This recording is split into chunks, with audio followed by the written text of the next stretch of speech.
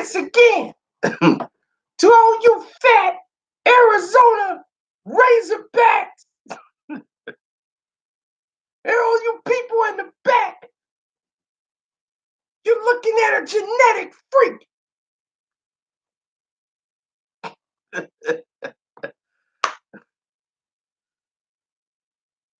Scott Steiner, a.k.a. Poppa Pump. Big Poppa Pump. Now, Big Poppa Pump was the hookup.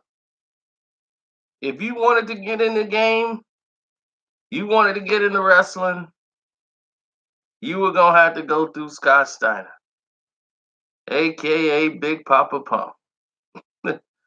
Man, he had WCW rocking, man. He had that place rocking.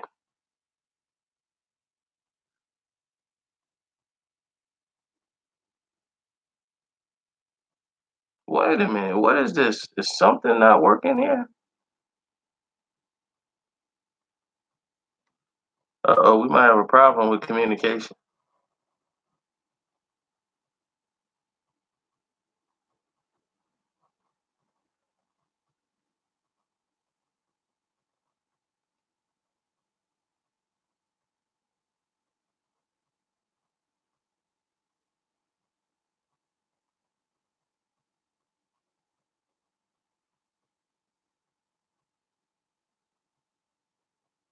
I know all about the big bad booty daddy. Trying to get this thing fixed. It's not sending out any notifications right now.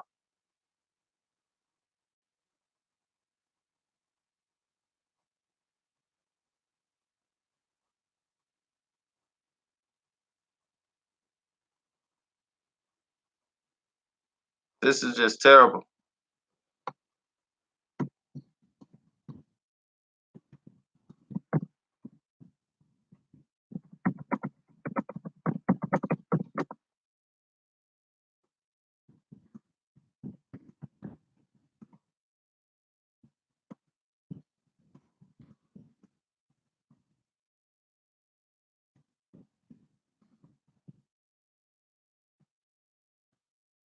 All right, give me a second. Trying to work with it here. It's sad. You know, you just want to make videos and be able to enjoy yourself, and you can't. It's always some nonsense.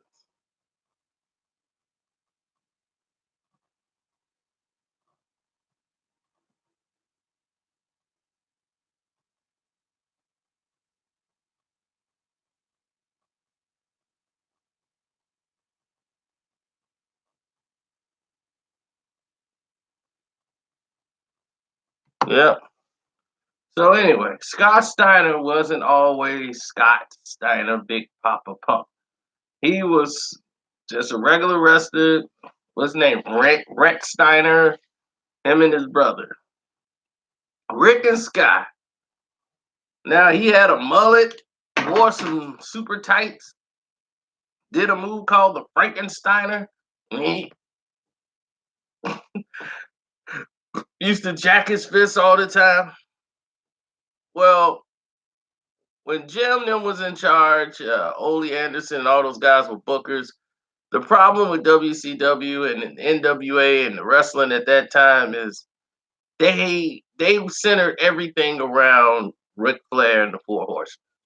You know, they were like the heels, the bad guys, but they were the core of the entire wrestling, and they were the good old boys, like the Wild West, and those are the guys that ran it, and everybody else was trying to take them down, and that's what it was centered around. And anybody else wanted to have a career had to work around that.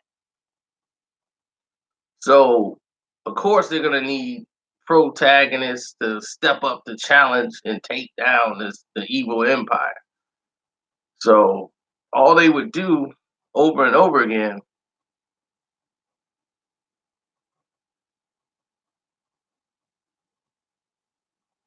so all they would do over and over again is promote basically the same guys.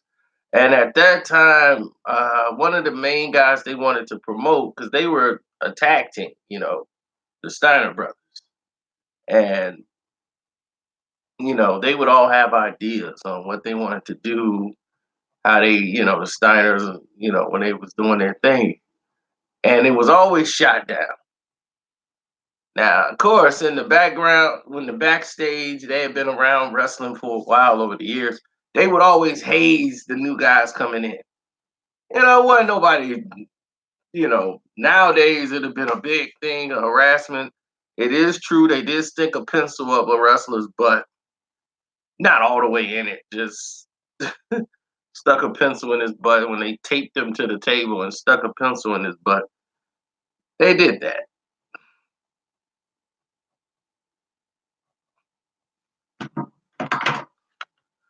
So, hey yo, I see you.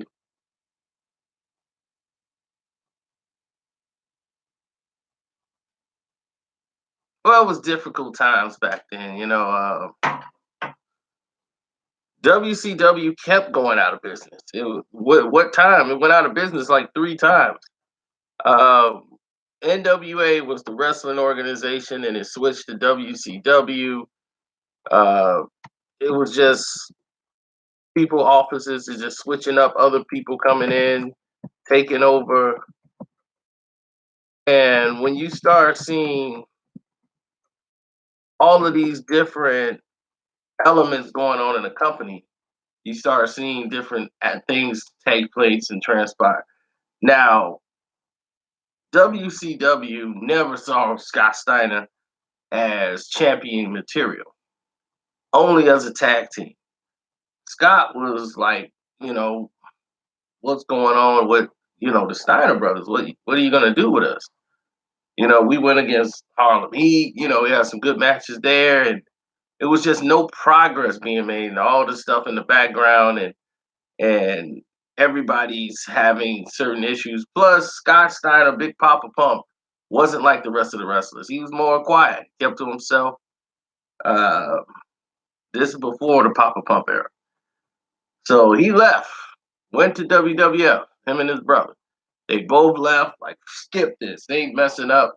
So when they was going through their little turmoil, he came in, do like Survivor Series or whatever, and came in, he got eliminated. He's in the Battle Royal, one of the Battle Royals they had, and he did his Frankensteiner move, and that's all Vince wanted from him was to see him do the Frankenstein. And it was so terrible there. They ended up going to Japan. Then they joined ECW for a while, and it just wasn't working because he was making more money in Japan than he was basically in WWE. They weren't really doing anything with him. They had him there. It was just like they wanted to see the Frankensteiner move. Nobody in WWF was even attempting to do that move. So Vince really just wanted to see the Frankensteiner, like, oh, I want to see that Frankensteiner. So he does a move, yeah, I like that. So when Vince started seeing these moves, it became a really big thing. Like he would get charged and everything, but they wouldn't do anything with his character. He had a couple of good matches, but he wanted to separate the Steiner brothers, and they kind of wanted to stay together. But Vince was like, I want to separate. He really didn't want Rick at all. He just wanted Scott. He was like, I could do something with him. Even though Rick was more grounded, the more wrestler, and everybody kind of liked Rick in WCW. They liked Rick more than Scott. That's without a question. Different personalities, the whole nine. So all of this noise going on, they decide to return back.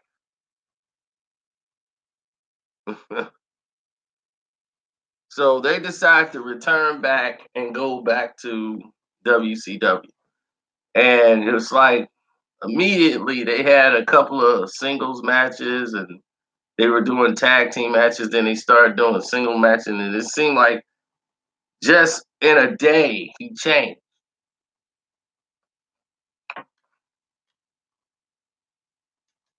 He comes in with blonde hair, a goatee, because he was injured for a little bit. Then he came back with the blonde hair, the goatee, some sunglasses, and he was Poppa Pump and a whole nastier attitude. He was already nasty. Now he's even more nasty. Yo, listen up! Yo, I'm tired of all you guys in the back pulling the strings for your boys to come here and win.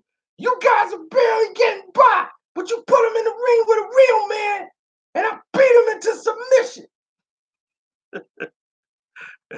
Big Poppa Pump is your hookup.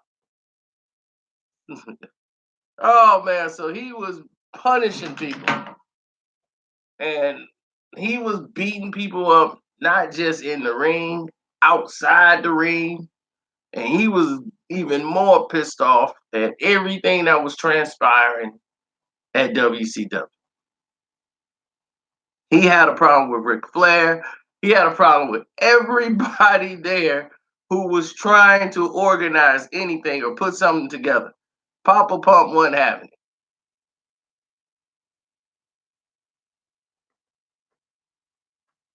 Now, he was dating this girl named Katara at the time. Terry Taylor's one of the bookers back there, and they got a lot of other guys. And at this time, WCW is getting a bunch of money. Everybody's coming over now. Hogan's coming in. You got not just Hogan, but you got trying to think who else? Macho Man. Everybody's coming over to WCW. Now Ted Turner is taking over. They got all this new money. Now people can't be told anything.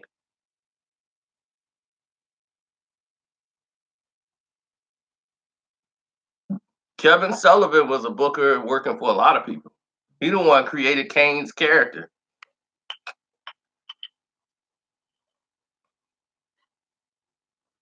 Kane was created off of Kevin Sullivan, the game master. He helped made Kane for Vince. Bischoff came and got hired once Ted Turner took over and decided to get into wrestling. Ted Turner was like, man, I want to get in the wrestling business. He saw an opportunity to buy what was already just nothing at that point was WCW. It was just barely hanging on, basically out of business. And he said, well, I'll get in the wrestling business. Why not? We'll do business and put wrestling since Vince got USA Network and he's got all this stuff going on over here. TNT or TBS or whatever over there with WCW, they never cared to have wrestling over there. But when Ted Turner got it and bought it, and they saw Vince was doing this thing, he was like, okay, we can make a show just like what Vince is doing and pack the house and make some money. Ted Turner didn't care. He wasn't really vested in it. He's the richest, one of the richest men in the world. Nobody owns more land than Ted Turner in this country, this world.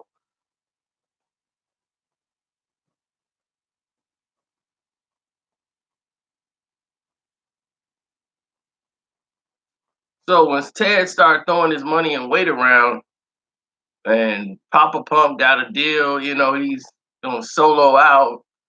And before, he was helping out his brother. They had a match like brother versus brother. They worked that angle out. He was in a tag team going up against his brother and all this, trying to really separate himself from Rick because they were really separated at the time. As far as everybody loved Rick Steiner, everybody hated Scott. His attitude problem. But now he's even got more of an attitude. He speaks up a lot more. He keeps messing with people, and Jacques Rougeau was ready to fight him in the back. Jacques Rougeau was ready to fight him in the back, like, look, man, you finna scrap him. We gonna just have to throw hands. So one of the Rougeau brothers threw some at Scott Steiner's head, and Steiner didn't like him no more ever since. Why don't you take your butt back to Canada? Get back over the border. And he really had a disdain for Diamond Dallas Page. And they were trying to make that angle between those two because he didn't think Diamond Dallas Page, who really just didn't pop off into his late 30s, like he was not somebody who's really been wrestling all these years. And he was like, he started to blow into his 30s. So the genetic freak, Poppa Pump, who got all of this stuff, and yeah, hit the like button. This is Poppa Pump. What the hell y'all doing here? Ain't nobody hitting that like button. It's a genetic freak. Largest arms in the world. Ah.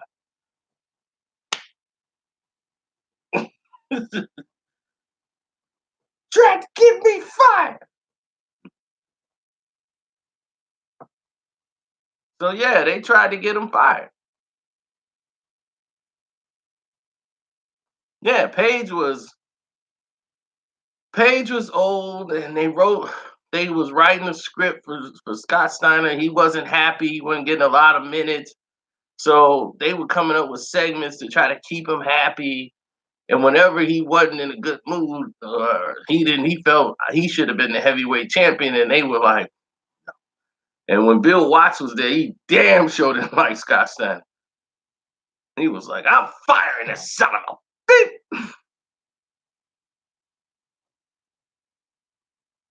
I'm firing this son of a beep every time. That son of a beep. So, oh yeah, you want to donate to the page too? Click the link in the description box. Hit that super chat button and make a donation down there in the Streamlab. We appreciate the love. So they didn't like him. They didn't like him off the jump. I mean, and Bill Watts definitely didn't like Scott Steiner. He didn't. I never make that SOB world champion. He felt like the politics is the reason why he couldn't do it, but he wasn't liked. Like nobody in there wanted to put him over. Like, man, we got to put Scott over, and he worked on his monologues. And the thing is Scott Steiner was actually smart, and he actually was in tune with what was the current reality that they weren't involved in. They stayed in a bubble where he was up to date with like hip hop, and you wouldn't think Poppa Pump, like Poppa Pump is your hookup. Holla if you hear me. That's what he was doing, that whole Master P, I got the hookup thing. And holla if you hear me. He was mixing anything that was in current hip hop, what people was talking about. He would put that in his big bad booty daddy. So he was coming up with all these phrases to keep it popular and fresh.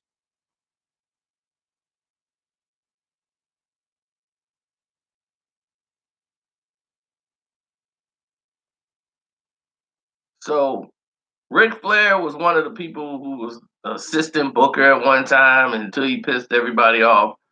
And then Scott Steiner's in there, and Scotty's in there, and him and Conan like had a couple of words and all this stuff. And then things started to go left because Scott Steiner felt like, Hogan's in charge, which he was, and he was never gonna go against Hogan. Hogan ran the show. When Hollywood Hogan came in there, and Hogan was like, the look and everything Pump had, he was like, he looked like superstar Billy Graham, and that's who his character was based off of. I don't know if you remember superstar Billy Graham. All the poses, everything Steiner was doing was superstar Billy Graham. So Hogan was gonna name him Superstar Poppa Pump, and he always called him that, Superstar Poppa Pump.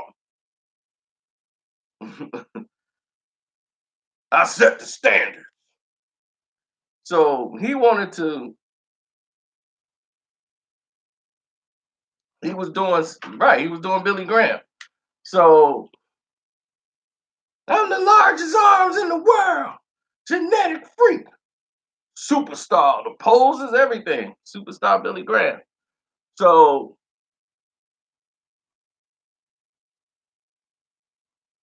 next thing you know, everybody was like whispering he's on roids.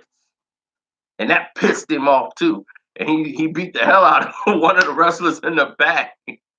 And Disco Inferno had to take it bad in the ring that night. Never in my life use steroids just because you needle junkies don't know how to work and you scared. I added this muscle naturally. So he was, man, he was pissed that people were starting that. Tell him whoever started that rumor to come say it in my face. So when Bill Watts and all those guys got removed of power and they were out of there, he was the happiest as can be, getting rid of all the old guys that was in charge. But still, when Flair wasn't in charge, Flair still had power. Like they still talked to Flair and all that stuff. So when he went out and just did whatever he wanted, they said, okay, well, here's your promo time. Go out and do your little promo stuff, and this and that. He came out and assaulted Ric Flair, and that was just, it was at this time, it was going in a whole different direction.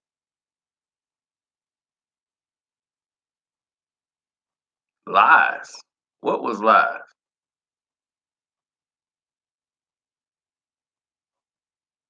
Nothing you've heard to here has ever been a lie. So when Vince Russo came, right, that's when things started to go left. Vince Russo came and things started to turn because Vince Russo came and shook it all up. And Big Papa Pump was his guy. He loved Big Papa Pump. Vince Russo is one of the biggest hustlers of the wrestling game there is. He's an idealist. He don't give a damn about wrestling. He don't think people care about the actual wrestling, period. He thinks people just want to hear them talk all damn day long and come up with stories and all these crazy dialogue and these little clips and scenes where there's about 10 minutes of actual wrestling actually going on. That's a Vince Russo production. So all the sideshow theatrics is what he's all about. And he's like, that's what the people want to see. They don't want to see wrestling. Like, the hell they're doing here then? Coming out, seeing a guy talking and he gets jumped for no reason by 20 guys and then they run out of there. They do all their finishing moves on him and leave him in the ring and they run out. That's a Vince Russo type of production.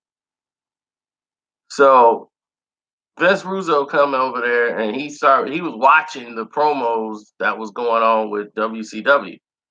So WCW offered him like what, 2 million or something like that to come over, like a 2.5 million to come on over to them or whatever. It was a $5 million deal, and he was gonna get like 2.2 something, like the way they split it up, but it was way more than what he was being offered for the WWE, and he left. And came over to WCW, and he was gonna change everything, and he was the guy that built everything in WWE, and now he's gonna put WCW over and beat Vince McMahon, and it was like, uh-oh, he's gonna change the game.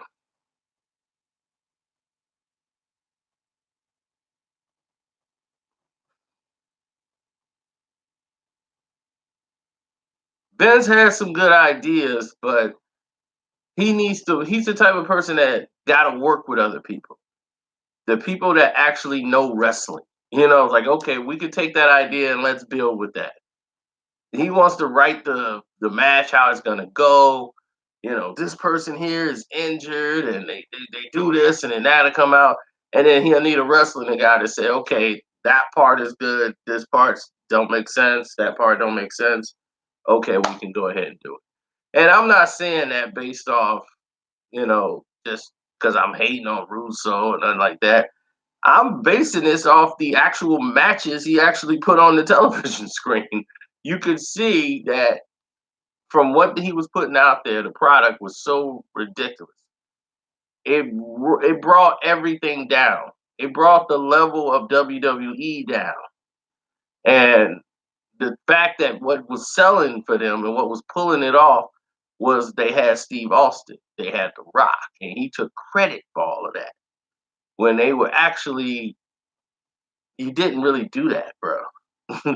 Okay, DX, I mean, the Generation X and all that stuff, and coming up with those little clips on the side, they were great, but that was gonna pop without you because Shawn Michaels and Hunter already knew each other. They already was wrestling, so they were already buddies. That already was gonna work.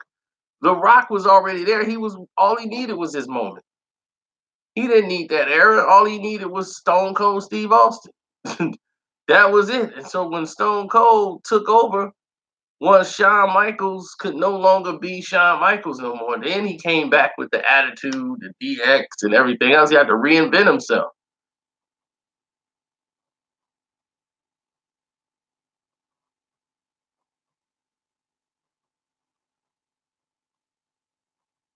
So when he came over there, Papa Pump became Vince Russo's boy. That's who he wanted to have the belt. That's what a champion looks like. And everybody was like, yeah, he should be the champion. Ric Flair and them like, nope, he ain't ready. And he did the same thing to Sid Vicious. And Sid Vicious felt, this is why the company's going bankrupt. And Arn Anderson, and that's a whole nother story. I'll tell you that on another day. I'll tell you that on a whole nother day. So,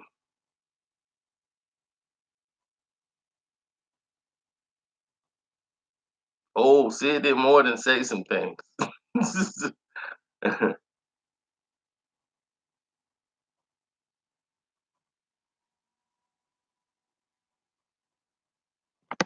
So Russo wanted to make Scott Steiner the champion and wanted to put him over, but he was catching resistance all the time and he was loving it. He would have Scott Steiner give him all the dialogue.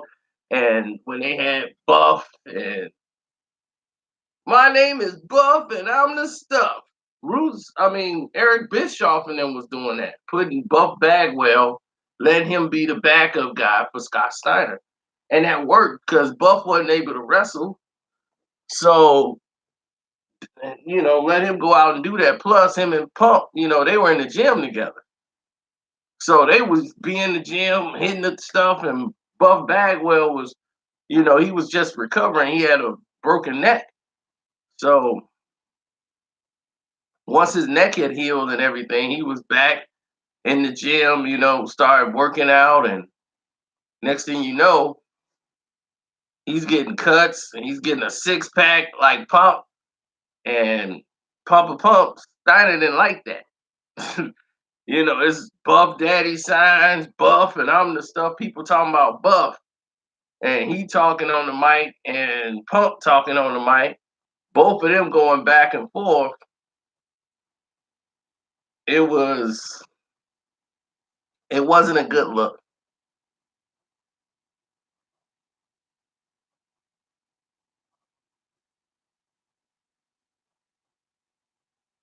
So he split up. He wouldn't let Bagwell talk on the mic no more.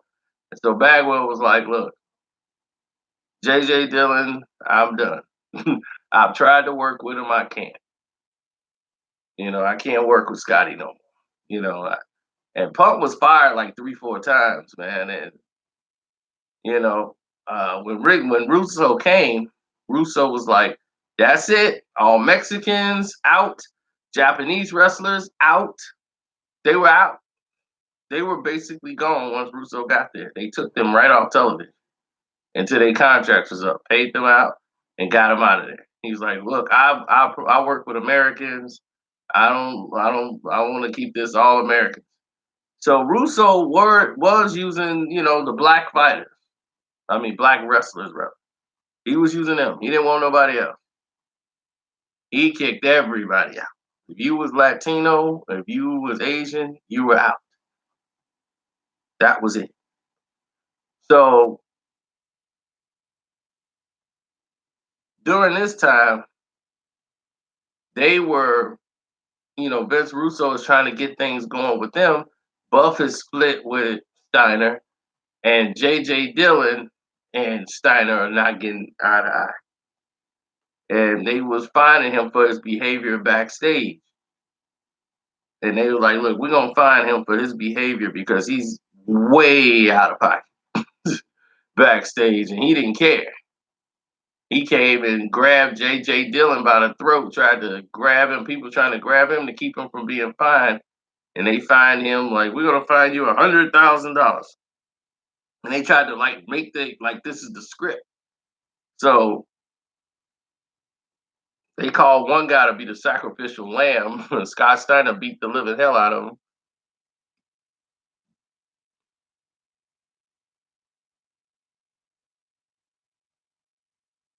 And Terry Taylor with his soft self, they put him in there as a booker.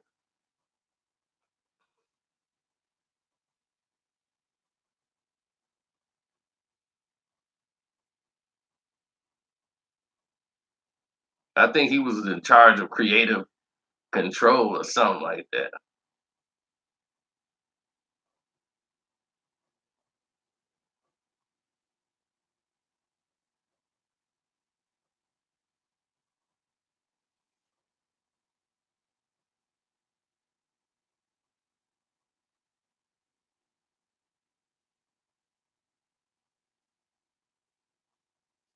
Yeah, well, oh yeah, J.J. Dillon, yeah, he the four horsemen, Ric Flair. That's who Flair went to try to get him fired when he talked about Ric Flair and how he was so old, and Ric Flair was crying in the back and he was hurt that Scott Steiner talked about him like that and didn't want Scott Steiner in there no more.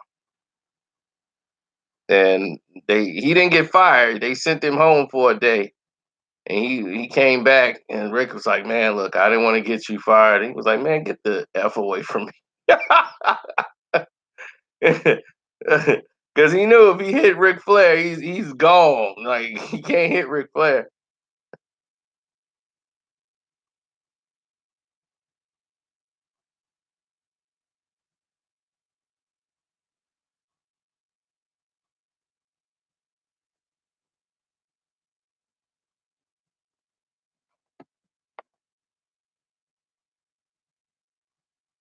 Well, here's the thing.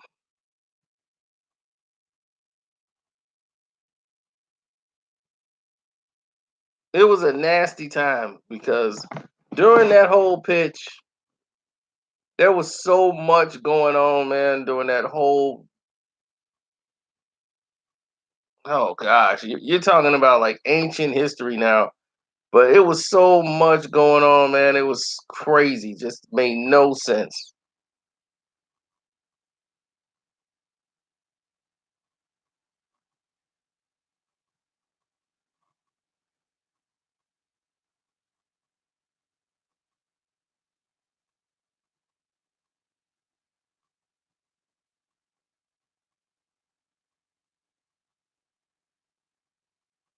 Scott Steiner was a lot of people didn't understand him. But when Terry Taylor and them they decided to fire I can't think of her name. I think her name was Keenan or something like that. But she played Katara on WCW, and then she went to WWE. She was one of the models over there. And I think her name was like Shakira or something like that in WWE. But her father was a famed wrestler, and she was one of you know Big Papa Pump's freaks because that's what they worked out as the angle that when they split with Buff, instead of Buff talking to him, and they were having this beef where him and Buff, go at each other and all this stuff and wrestle.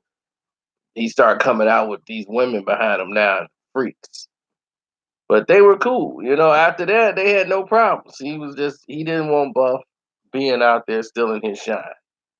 He wanted to be the man. Scott Steiner should have been the champion a long time ago. Poppa Pump should have been world champion. He shouldn't have had to go through what he went through.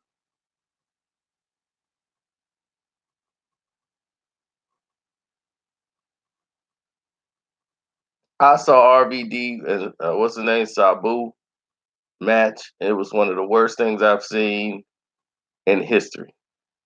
I said, "Oh my God, this is terrible."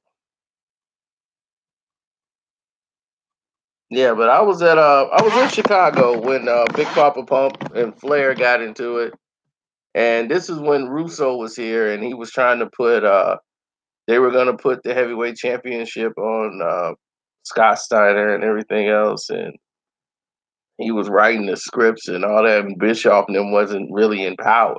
Bischoff was only his control was limited to how they were going to do Hogan. Like Bischoff's control was Hogan. How you gonna do, working with Hogan and Russo and Bischoff, they were buddies. Like they really got along. Everything was going great. Then he realized Russo is gonna mess everything up. So, and the thing was, they really didn't want when Russo got there, the money was blown because they were blowing through so much money at Nitro and Thunder when I mean, all the pyrotechnics, all the girls dancing. You saw everything. It was like a music production on Nitro. Raw couldn't touch that. Raw was a recorded show at the time. It was not live. That's one thing they stole from Nitro. The Raw shows were all taped. They were not live. So all the matches had taken place already. And so people had already, if you was at the event, you seen it. But you didn't know what was going to happen. So it was already on the internet what happened, and people who were there already seen it. So when it come on TV on Monday, everybody else around the world want to see what happened.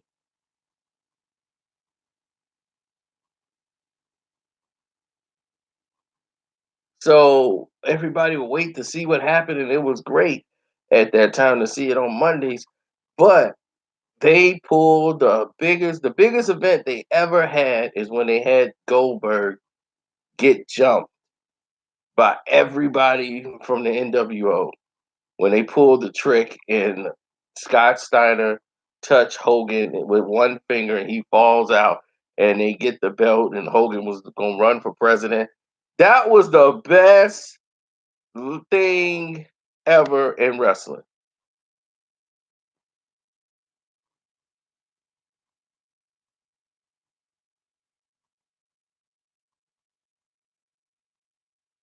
It was funny. That was hilarious. Hogan, when he touched Nash and he fell out and they pinned him. Oh, it was hilarious. Hogan got the belt back from Goldberg, and they had Goldberg arrested and all this stuff. That's when WCW started focusing more on that.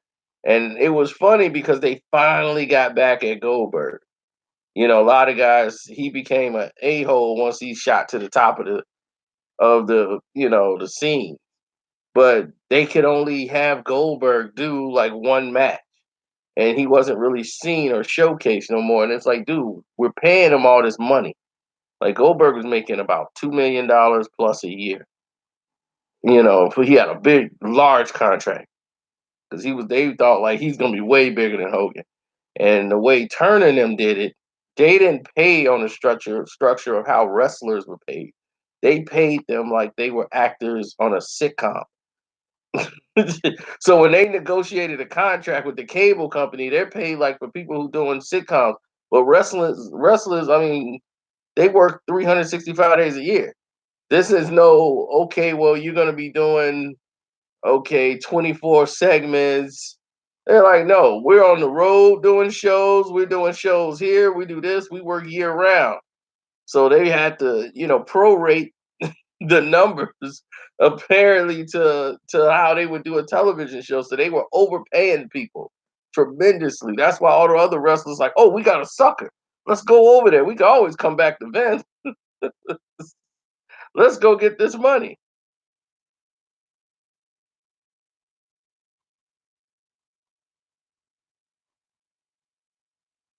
But they never wanted Scott Steiner to be heavyweight champion. So when Russo got there and he made him champion, it was just a whole lot of things going on at the time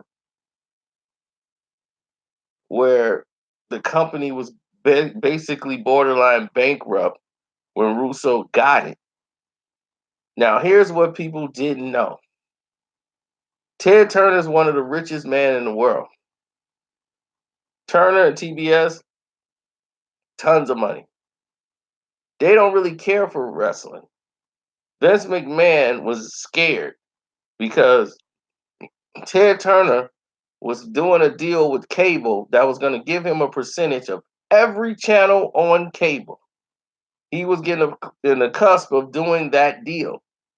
But because he owned Turner and TBS on Turner Sports, and he owns a wrestling program, the WCW, he's in direct competition, breaking the competition law against WWE. So he would own part of USA Network. And that's a rival company of his. Vince went to the courts and had to get a junction filed to block the deal because it said, "Hey, he's in direct competition with me. He can't do that. That's illegal."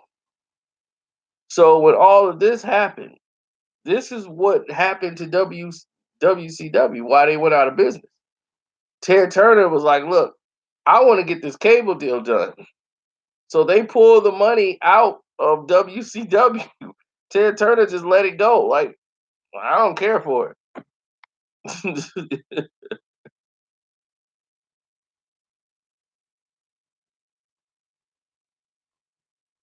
So that's what happened. I mean, Ted Turner gets money from every cable channel. He gets a percentage of every cable station out. He was getting ready to do that deal. Massive. So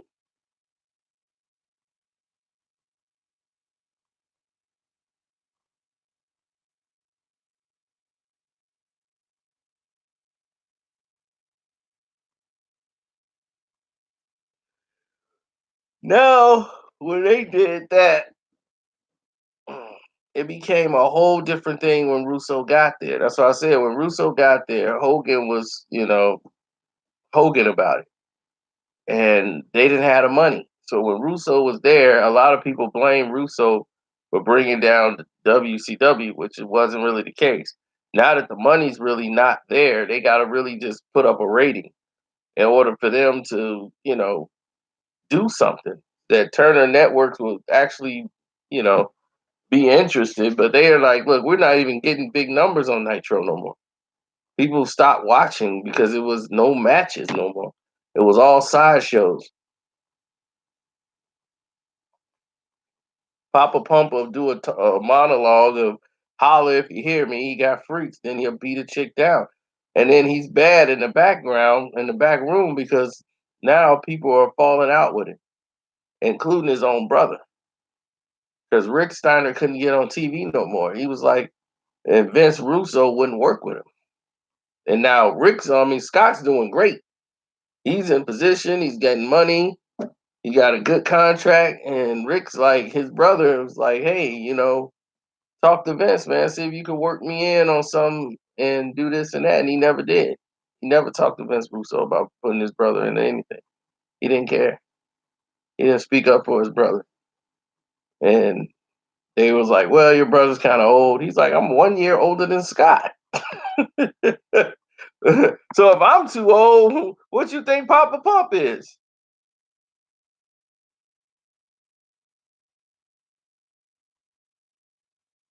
And that's a shame. He did that to his own brother. That's the only thing that Pump did that really bothered me. This is how he did Rick, his brother, because I understood what he was doing. It's like, look, it's my time. You know, we've had our thing. I don't want to go backwards. I can see that, but you got to speak up and say, look, man, you got to do something for my brother, especially because his brother Rick saved his job 4 times. He was like fired like 3, 4 times from WCW for stuff he didn't did, antics in the back, messing with wrestlers, bullying them, intimidating them. But once you stand up to Scott Steiner, he'll back down. If he thought you was crazy enough, he'll leave you alone. You wasn't gonna have no more problems out of him.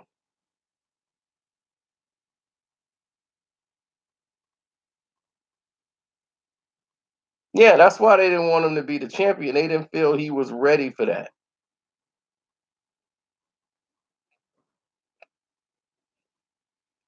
So they had the Steiner versus Booker T matches, and Booker was coming up, and Booker was great. For television from Harlem Heat, they wanted to split Harlem Heat up because they really didn't want to deal with him. Like Vince Russo didn't really like Harlem Heat, but he liked Booker T.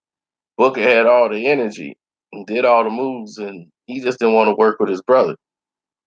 So he split them up, and Booker started doing solo matches. He let both of them do solo matches for a little bit, and he kind of phased Bubba Ray out and went more with Booker. And it worked out better that way because Booker was really, even though I love Harlem Heat, Booker was better. It was best for Booker to be on his own. So that was one thing Russo and them did that was great, was highlighting Booker T.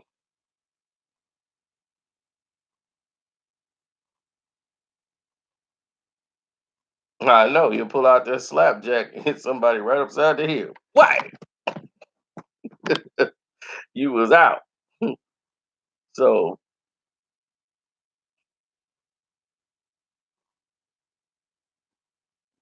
oh yeah, so it was a lot of things that went on during that time, but definitely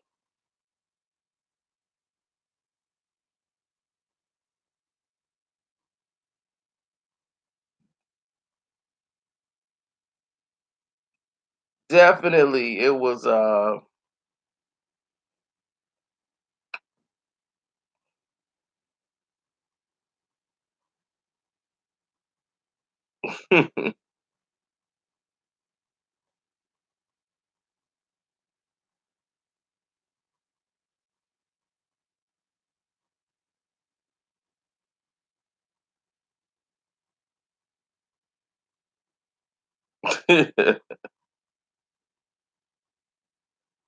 Well,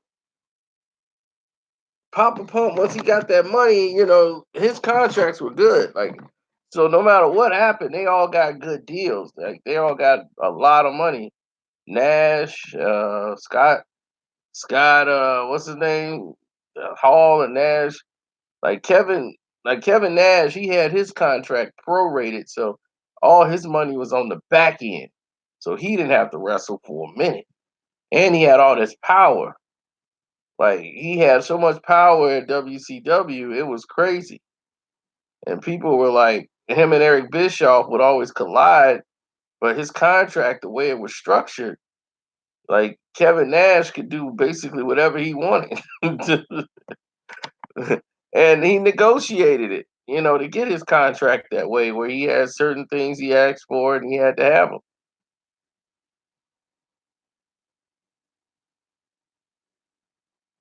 Oh yeah, they put that in the script because he showed up drunk one time on Nitro and he was in no shape to wrestle because he really was in no shape to wrestle. Period. He was, he was plenty of times he been drunk and was wrestling, but it was other things going on with Scott at the time.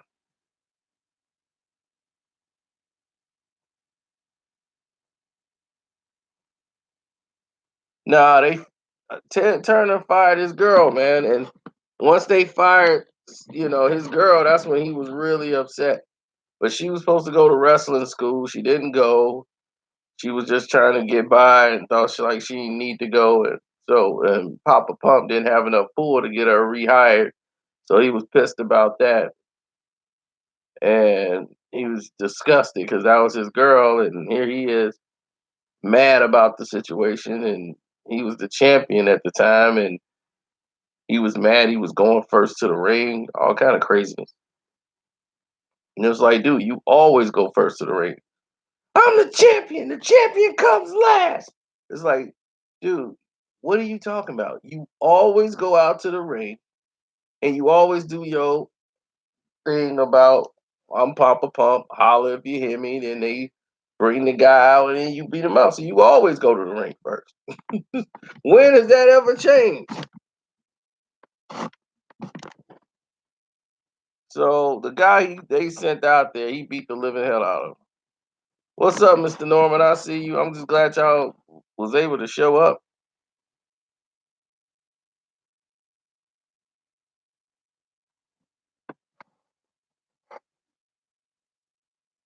So Jeff Jarrett ended up coming over, and when Jeff Jarrett came over, his father Jerry Jarrett was like the man in the '70s for wrestling. He was a booker and everything else, so he taught Jeff Jarrett everything about running the wrestling business and all that stuff. So when Jeff Jarrett started coming up, Jeff Jarrett came in there and he's coming up with his ideas and what he wanted to do. Him and Vince could not get along. So when he came over to WCW, he came near the tail end of it when it was just bad. So they were going to have a match where they're getting ready to transfer the title and the belt. And Jeff Jarrett came over and he had got the belt. He was the champion at the time, and they were gonna you know let Booker T be the champion. And everybody in the locker room got a chance to voice who they thought should be champion. And it was like unanimously, everybody's like, yeah, it should go to Booker. Booker should be the champ. And the reason why they wanted to make Booker T the champion is because the lawsuit was finally settled. That's been going on for like 6, 7 years.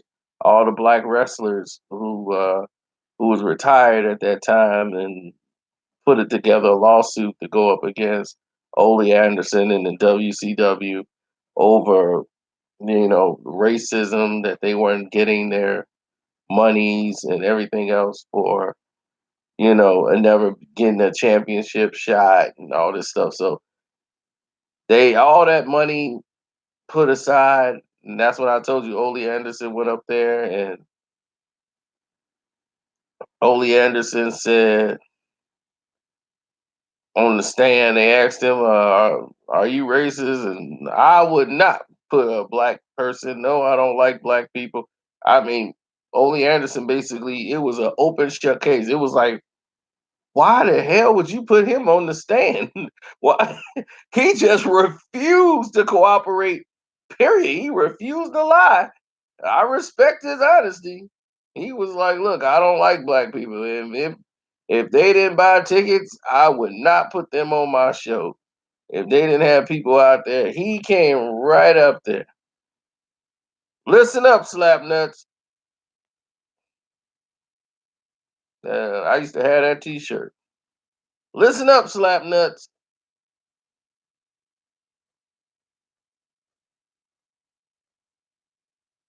I mean, Ole Anderson was so bluntly honest. The judge is like, well, case dismissed. I can't help but rule in the favor of these guys because you basically just said it. There's Double J. Now remember, Jeff Jarrett, JEFFJARRET. That's Double J, Jeff Jarrett.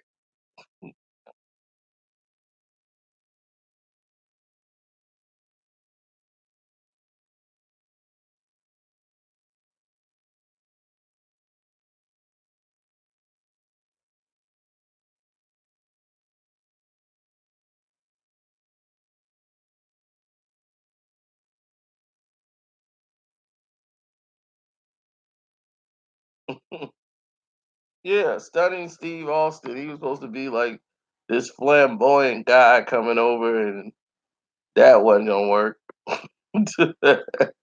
He was gonna have Bruce Pritchard, who was Brother Love, be his like manager. It was terrible idea. Oh yeah, because Jeff Jarrett could wrestle. He knew wrestling moves. He knew how to sell everything. His daddy taught him everything about the business. Now the problem is that lawsuit went down. They had to pay black wrestlers like hundreds. All of them got like who was all involved in the lawsuit. They all got like 200 grand, 200 grand, 200 grand, all going down the line. A lot of them got a lot of that money and blew it after paying the lawyers and everything. So whoever was involved in the lawsuit, you know, they basically got their money, and then some of them didn't. It just is what it is.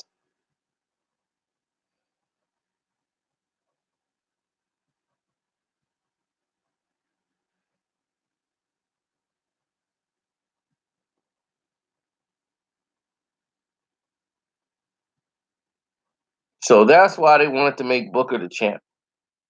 So when they said, "Well, let's make Booker T the champion," and that made sense. This way, we got a black champion. We've moved on from this.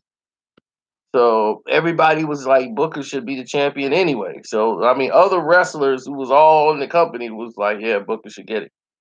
So Booker was in the back, and they told Booker, like they told Jeff Jarrett. Jeff Jarrett was cool. Like, okay, Booker beats me, gets the belt. It's done. Now Hogan was on this card too, right? And Hogan was gonna do this big event, this they pay-per-view thing, and Hogan fight was before that, and they had this match. Well, the way it went, and it didn't go the way it was supposed to. Hogan didn't like it. Hogan, his whole thing was, you either gonna talk to Johnny Ace or Bischoff. That's how you talk to Hulk. So they get it back. So Frank Rizzo would write it and say, "This is what we're gonna do." Give it over to Johnny Ace. Hogan likes to write his own match.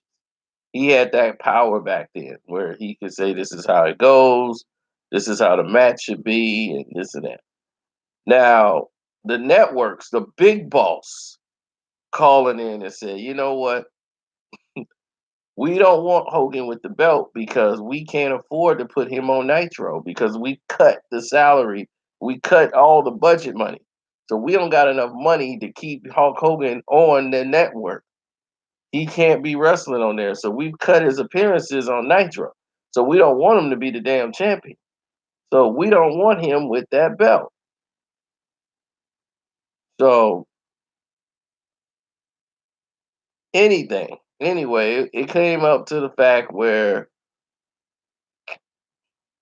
Hogan didn't like the idea of him not being the champion. He thought he should win the belt at the event. And he's like, "But Jeff Jarrett and Booker T, they're already fighting for the belt. You got a match coming up." He was like, "I made it like it's 30 wrestlers come out. Hogan beat like 30 guys." Russo's like, "I just wanted to get that match out and get it done. I'll fix everything later. Let's get this done." After this, they come up with a script where he said, "You know what? We're gonna do the match, and then what we're gonna do is Hogan's gonna come out there. He's gonna win the belt, and it's gonna be controversy. I'm gonna come out and say, you know what? Hogan tried to take the belt and leave." So he said that way you get to leave with the belt, the way you wanted to do. And he was like, "I'm gonna still do the match," and say, "You know what? Screw him. We're gonna do the match without him." He's like, "I'm gonna do a little promo down in you, talking down to you, and coming down on you and all this stuff on a wrestling promo." And he's like, "You guys just get out of there right away before the main event even kicks off." You guys just get out of there. And then I'm gonna say, you know what? He left and took off, but you know what? We're gonna do that match anyway, and then that way we're gonna get a belt to Booker. So Booker won the title. They gave the belt to Booker. They talked about him like a dog. And he's like, they didn't, it looked real, but they had already discussed it. Russo said he discussed it with Hogan. Like, this is what they wanted to do. But the next day, he was supposed to call Hogan and tell Hogan everything that was going down, and give him a call and let him know this is what happened. But he never called Hogan. And everybody on Twitter is like, oh my God, Russo just owned Hogan. So Hogan is seeing all that, and he was like, he didn't call me. Hogan thought he got played. But he didn't call him because the owner of the company said, don't call him. We can't have him on the show anyway, so we're not gonna put him on no how. So he's just gonna be on the shelf. Because we can't afford to put him on Nitro, so we could probably use him again in a pay-per-view or something, and I doubt it. We're just gonna have to phase him out. And at this point, Hogan was just disgusted because he felt like he got played by Russo. So he filed a defamation lawsuit against Russo.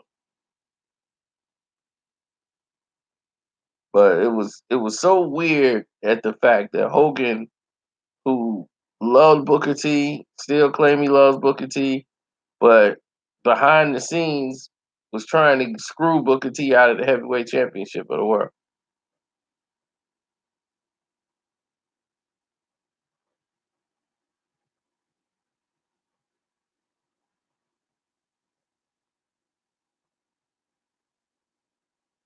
Well, okay, I won't say Twitter, social media. He was reading the blog. I call everything Twitter, so forgive me.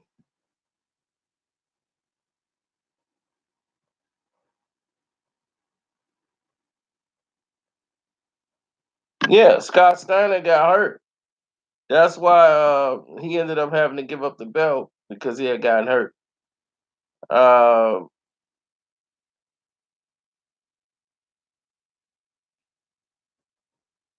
so Big Papa Pump sat out when WCW and Vince Balt came on Nitro that one night, and Vince McMahon was on there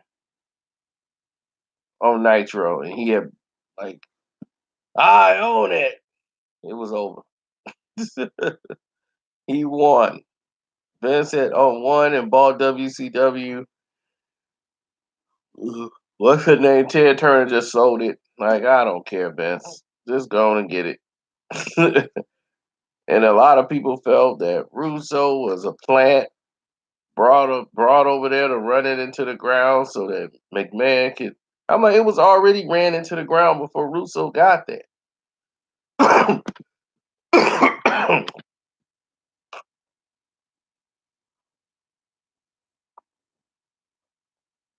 I mean, that's why he was brought in because it was going into the ground.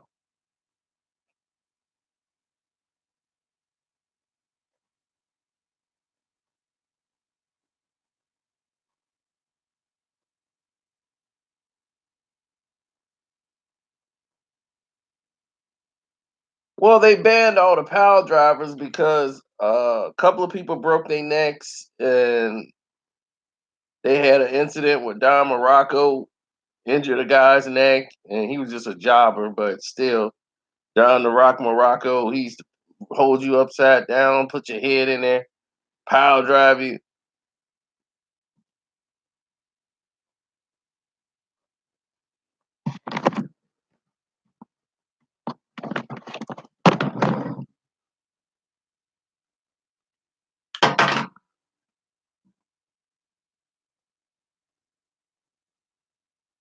Oh, I hate heartburn.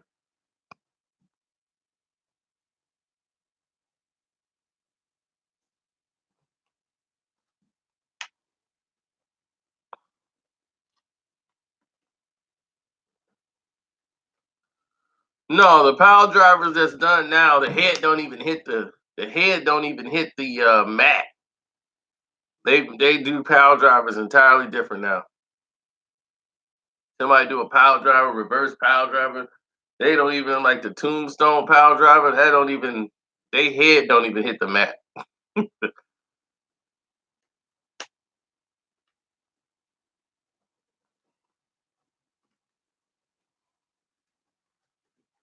Drink some milk. He needs some milk. I'm gonna drink some chocolate milk.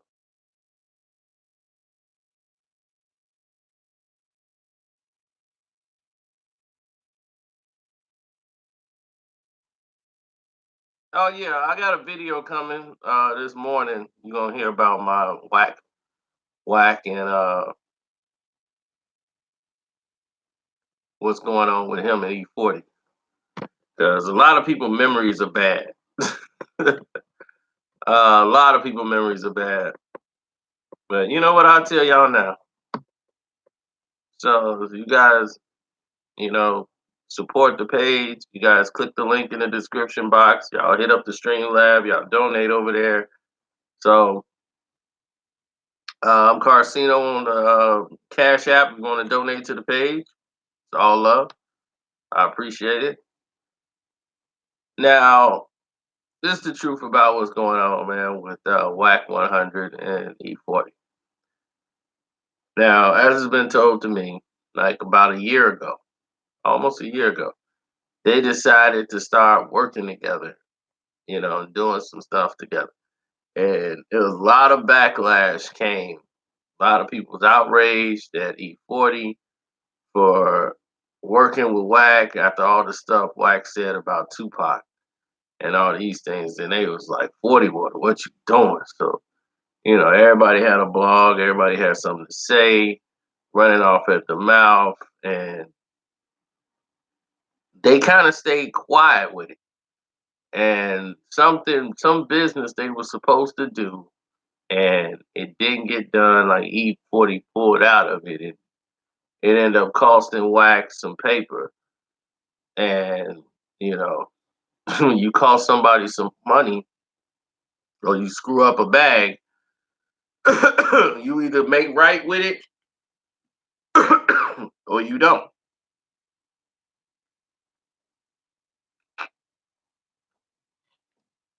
So Wack feel like he got played. Period. So Wack 100 felt like I got played in this situation. So he's like, you know what? F you. And so E40 went into some other people like, look, this dude came to me and y'all really disrespectful. That's why he put out the Instagram. No, I wasn't involved in nobody else. I'm talking to you. F you. So he started talking real tough to him. Now, the way I look at it is this. Nobody, I mean, nobody should be talking to 40 Water like